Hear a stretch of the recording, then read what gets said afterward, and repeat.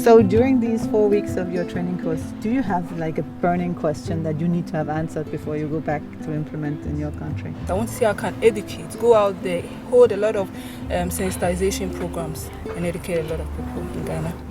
You, Anthony? I think my interest here would be, the question is, will I be able to get enough knowledge and experience here that will also not only be able to change the attitude and mindset of our people, but also the policy makers that make decisions. I hope that you'll get the answers during this training course, and I will call you, on Skype or Zoom after you get back, and we'll talk about it, and you let me know what you learned. Yeah, we're looking forward to that.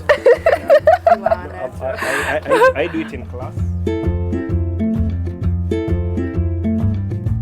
We are going to Samsu. We are going to visit a farmer who owns a wind turbine and supplies energy to many households, 1,000 households in Samsu.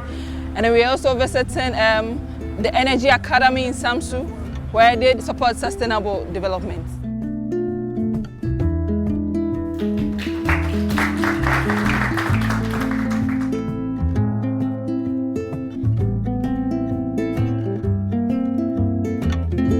We have a plan for Samsø to be CO2 neutral. In there was a plan for wind turbines. Thank you very much.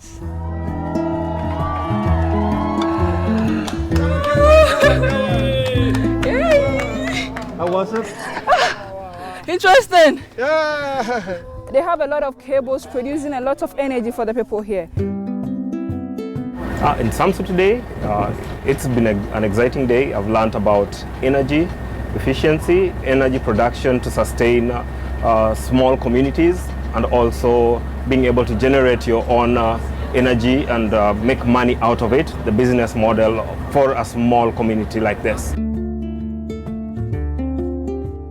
So what we do here is we are collecting all the rainwater from the surface in different ponds and channels, pipes, things like that, and cleaning it inside this building with different filters and pumping it back into the houses. Yeah, come here.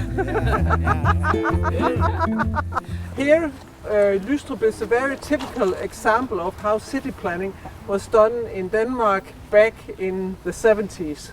So you see all these bike paths, so you can have the kids going without having to go on the roads. The climate adaptation in Aarhus, what is it about?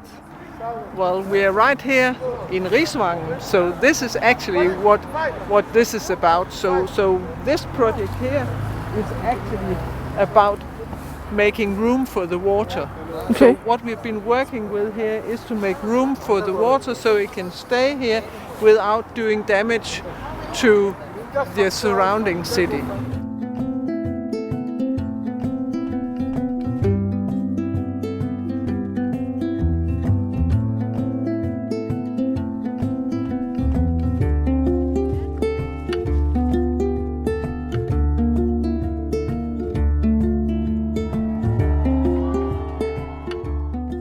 It's now been 5 weeks since Dorcas and Anthony and all the other participants in the Green Transition course left.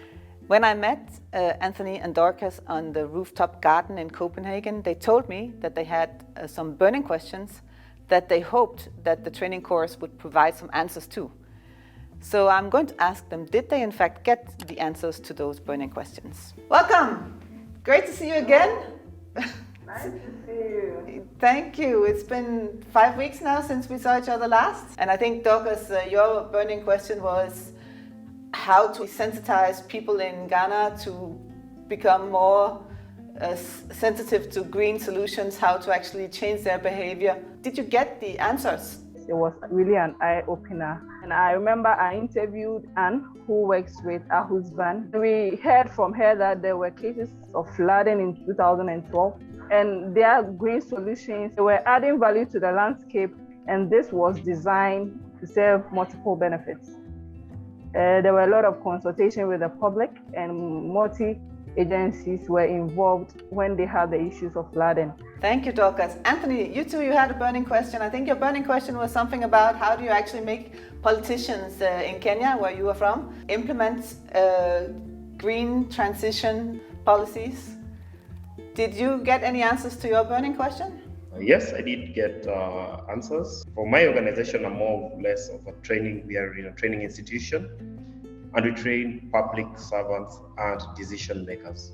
And what we got to learn a lot in Denmark was more or less about the bottom-up approach. For example, in Somsu, which is a very small island trying to become energy efficient, but it's also very good best practice that we can, as a country, and to be able to adopt, especially in those very remote areas, whereby communities come together and think about this is the best way that we can become energy efficient. There's a lot of consultation between the different stakeholders, which include the politicians, and policies are made in relation to those consultations. It sounds like your visit to Aarhus, to Lystrup, to Samsø has really given you a lot of impressions to work on in the future.